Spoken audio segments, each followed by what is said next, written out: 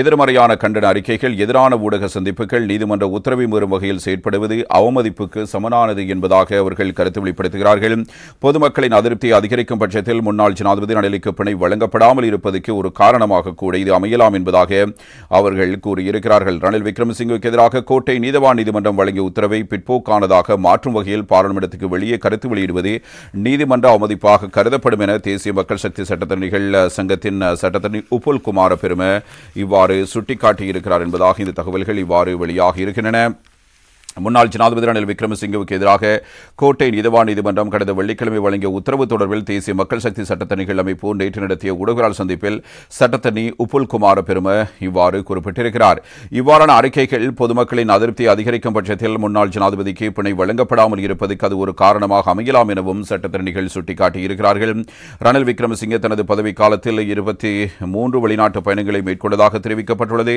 அந்த பயணங்களில் அவர் கியூபா மற்றும் அமெரிக்காவுக்கு சென்று திரும்பினார். மேலும் அவர் தனது மனைவியின் பட்டமளிப்பு விழாவுக்காக அரசாங்க நிதியின் செலவில் லண்டனில் தங்கியிருப்பது தொடர்பான வழக்கு நிலுவையில் உள்ளது. நீதிமன்றத்தில் தெரிவிக்கப்பட்ட உண்மைகளின்படி அந்த பயணத்திற்காக 44,000 பவுண்டுகளுக்கு மேல் செலவிடப்பட்டிருக்கிறது.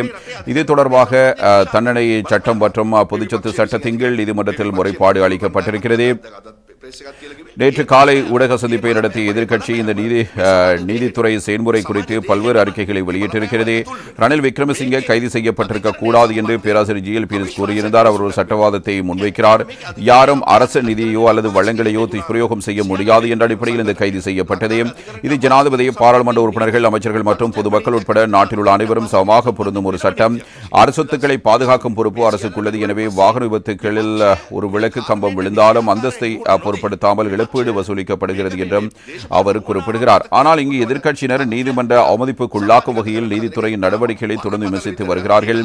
அப்பொது சொத்துரிமை சட்டம் என்பது அரசாங்கத்துக்கு 25,000 ரூபாவுக்கும் அதிகமான நிதி இழப்பை ஏற்படுத்திய குற்றச்சாட்டுகளை உள்ளடக்கியது. இந்த சட்டத்தின் கீழ் கைது செய்யப்பட்ட ஒருவர் குறிப்பிட்ட உண்மையான விடயங்களை முன்வைக்கவில்லை என்றால் அவருக்கு எதிராக வழக்கு தொடர முடியும். அதுவரை பிணையின்றி சிறையில் அடைக்க முடியும். ரணிலுக்கு எதிராக சுமார் 44,000 அல்லது 168 மில்லியன் இலங்கை ரூபாய்க்கு மேலதிகமான நிதி துஷ்பிரயோக குற்றச்சாட்டு சுமத்தப்பட்டுள்ளது. ஆனால் நீதித்துறை அரசியல்மயமாக்கப்பட்டுள்ளது என்றும் இந்த நிதி குற்றம் ஒரு குற்றம் அல்ல என்றும் எதிர்க்கட்சியினர் கருத்துக்களை பரப்ப முயற்சிக்கிறார்கள். கடந்த காலத்தில் சட்டம் ஒரு குழுவுக்கு மாத்திரமே அமல்படுத்தப்பட்டது, மற்றொரு குழுவுக்கு அல்ல. சட்டம் எனப்படும் சிலந்தி வலையில் சிறிய விலங்குகள் சிக்கிக் கொண்டாலும் பெரிய விலங்குகள் அதை உடைக்கின்றன என்றும் பொதுவாக கூறப்பட்டது. இன்று அந்த நிலைமை மாறிவிட்டது. சட்டம் அனைவருக்கும் சமமாக அமல்படுத்தப்படுகிறது. ஒரு ஜனாதிபதியின் வாழ்க்கையில் எந்த அதிகாரப்பூர்வ அல்லது தனிப்பட்ட பிரிவும் இல்லை என்று எதிர்க்கட்சியினர் கூறுகிறார்கள். இலங்கையில் தற்போதுள்ள சட்டத்தில் விசாரணை செயல்முறை மற்றும் சட்டத்தை செயற்படுத்துவதில் கைது செய்வதற்கு ஒரு சாக்குப்போக்கு இருக்கிறது. மேலும் மேஜிஸ்ட்ரேட்டின் விருப்பப்படி தடுப்பு காவல் அல்லது பிணையில் விடுவிக்கும் வாய்ப்பு உள்ளது. இந்த சட்ட கட்டமைப்பின் கீழ் இந்த நடவடிக்கைகள் தொடங்கப்பட்டிருக்கின்றன. நீதிமன்றத்துக்கு வெளியே பல்வேறு அறிக்கைகளை வெளியிடுவதன் மூலம் எதிர்க்கட்சியினர் செய்வது நீதிமன்ற செயற்பாட்டில் பெரும் அரசியல் செல்வாக்கை செலுத்துவதாகும். அந்த செல்வாக்கு நாட்டின் சமூக கட்டமைப்பில் பிரவேசித்து நீதித்துறை குறித்து பொதுமக்களிடையே அவநம்பிக்கையை ஏற்படுத்தும். அவர்கள் வெளியிடும் அறிக்கைகள் நீதிமன்ற அவமதிப்பு தொடர்பான அனைத்து குணங்களையும் கொண்டிருக்கின்றன. 2023ஆம் ஆண்டில் நீதிமன்ற அவமதிப்பு குறித்து செயற்பட ஒரு தனிச்சட்டம் இயற்றப்பட்டது. குறிப்பிட்ட பிரச்சனையை முறையாக எதிர்கொள்ளாமல் அரசியல் தேவையின் அடிப்படையில் எதிர்க்கட்சிகள் செயற்படுவது மிகவும் தீவிரமானது.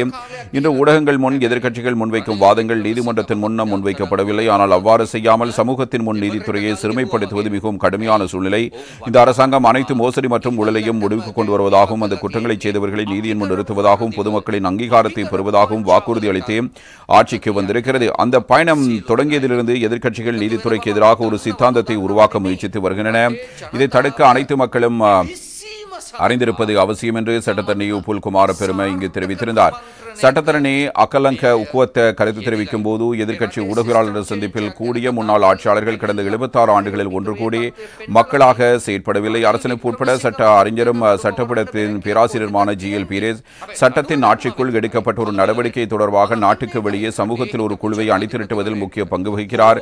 ஜனநாயகம் ஆபத்தில் இருப்பதாக அவர் கருதுகிறார். அமெரிக்காவின் 41வது ஜனாதிபதி ரொனால்ட் ரீகன் ஒருமுறை கூறினார், உண்மையான ஜனநாயகம் என்றால் என்ன என்பதை நாங்கள் அறிவோம், அந்த அர்த்தத்தின் பலனை புரிந்து கொள்வோம். அதாவது அதாவது சட்டம் ஆட்சியாளர்களுக்கும் மக்களுக்கும் சமமாக பொருந்தும். இன்று கூடியிருந்த குழு இந்த உண்மைகள் அனைத்தையும் அறிந்திருக்கிறது. இந்த அறிவை கொண்டுதான் அவர்கள் மக்கள் முன் பேசுகிறார்கள். அதை மறைத்து கடந்த வெள்ளிக்கிழமை நீதிமன்றத்தில் சட்ட சிக்கல்களை முறையாக பரிசீலித்த கௌரவ நீதிபதி அந்த நேரத்தில் பிரதிவாதியால் குறிப்பிடப்பட்ட விடயங்கள் சம்பந்தப்பட்ட சந்தேக நபருக்கு பிணை வழங்க போதுமானதாக இல்லை என்று கருதி அவரை 26ஆம் தேதி வரை விளக்கமறியலில் வைக்க உத்தரவிட்டார். மேலும் இந்த விவகாரம் முறையான விசாரணை இல்லாமல் பொது சொத்துக்களை தவறாக பயன்படுத்திய விவகாரம் என்பதை எதிர்க்கட்சி செய்தி தொடர்பாளர்கள் முன்னிலைப்படுத்த முயற்சிக்கிறார்கள். இருப்பினும் நீதிமன்றத்தில் சமர்ப்பிக்கப்பட்ட பி அறிக்கையில் 32 சாட்சிகளின் வாக்குமூலங்கள் பதிவு செய்யப்பட்டு அவை பகுதிகளாகவும் தொடர்புடைய ஆவண இணைப்புகளாகவும் ஒழுங்கமைக்கப்பட்ட முறையில் நீதிமன்றத்தில் சமர்ப்பிக்கப்பட்டிருக்கின்றன. அந்த அறிக்கையின் அடிப்படையில் அரசாங்கத்தின் பிரதி சொலிசிட்டர் ஜெனரல் உண்மைகளையும் முன்வைத்திருக்கிறார். சிலர் இது அரசியல் பழிவாங்கல் என்று கூற முயற்சிக்கிறார்கள். பொன்சேகா அழைத்துச் செல்லப்பட்டு பின்னர் விசாரிக்கப்பட்டது போன்ற ஒரு செயல்முறை இதுவல்ல. முறையான விசாரணை நடத்தப்பட்டு அறிக்கை தயாரிக்கப்பட்டு நீதிமன்றத்தில் சமர்ப்பிக்கப்பட்டுள்ளது. வெளியுறவு அமைச்சகம் மற்றும் ஜனாதிபதி செயலகம் பெற்ற தேவையான ஆவணங்கள் மற்றும் சாட்சிகள் அளித்த அறிக்கைகளின்படி இங்கிலாந்து பயணம் ஒரு அதிகாரப்பூர்வ நிகழ்வு அல்ல என்பது தெரிய வந்திருக்கிறது. இந்த பயணத்திற்காக பெருந்தொகை செலவிடப்பட்டுள்ளது. இந்த தொகையை ஒப்பிட்டு புரிந்து கொள்வது அவசியம் என்று அவர் கூறியிருந்தார். வழக்கறிஞர் ஹேமகா சேனநாயக்க உயர் பதவியில் உள்ள அரசியல்வாதிகளுக்கு எதிராக சட்டம் எவ்வாறு செயற்படுத்தப்படுகிறது என்பதை இந்த நாட்டு மக்கள் முதன்முறையாக கண்டு வருகிறார்கள். மாண்புமிகு கோட்டை நீதிபதி வழங்கிய உத்தரவின் அடிப்படையில் அவர்கள் இந்த அரசாங்கத்தை தாக்க தொடங்கி இருக்கிறார்கள். ஒரு மாண்புமிகு நீதிபதி வழங்கிய தீர்ப்பில் நீங்கள் திருப்தி அடையவில்லை என்றால் உயர்நீதிமன்றங்களுக்கு செல்லும் வாய்ப்பு உங்களுக்கு உள்ளது. ஆனால் எதிர்க்கட்சியில் ஒரு புதிய சூழ்நிலையை உட்படுத்தி ஊடகங்கள் முன் பல்வேறு அறிக்கைகளை வெளியிட தொடங்கியிருக்கின்றன. நீதிமன்றங்கள் தவிர மற்ற எல்லா இடங்களிலும் சட்டத்தை விளக்க பேராசிரியர்கள் கூட முன்வந்திருக்கிறார்கள். யாருக்கு எதிராக அவர்கள் இந்த அறிக்கைகளை முன்வைக்கிறார்கள்? முன்னாள் ஜனாதிபதி ரணில் விக்ரமசிங்க ஒரு காலத்தில் நீதித்துறை மிருகம் என்ற கருத்தை முன்வைத்திருந்தார். அவர் தயக்கமின்றி இதுபோன்ற அறிக்கைகளை வெளியிட்டார். இந்த நாட்டின் உயர் சட்டத்தையும் அரசியலமைப்பையும் மீறினார். நீதிமன்ற தீர்ப்புகளை கருத்தில் கொள்ளாமல் இடைத்தேர்தல் ஒத்திவைக்கப்பட்டது. சிறிய தேர்தல்களுக்கு பணம் கொடுப்பது தவறு என்று உச்சநீதிமன்றம் தீர்ப்பளித்த போது அந்த மதிப்புமிக்க நீதிபதிகள் மூவரையும் ஒரு பாராளுமன்ற குழுவின் முன் ஆஜர்படுத்த வேண்டும் என்று கூறிய ஒரு குழு இன்று இதுபோன்ற ஊடக சந்திப்புகளை நடத்துகிறது. பின்னர் அவர்கள் பாராளுமன்ற தெரிவுக்குழுவுக்கு நீதிபதிகளை அளிப்பது அரசியல் தற்கொலை என்று கூட தெரிவித்திருந்தனர் என்றார். சட்டத்தண்ணி ஜெயந்த தெஹிங்கே கருத்து தெரிவிக்கும் போது பொதுமக்களை தவறாக வழிநடத்தவும் தூண்டிவிடவும் பல்வேறு எதிர்க்கட்சி குழுக்கள் பல்வேறு அறிக்கைகளை வெளியிட்டு வருவதை தெளிவாக தெரிகிறது.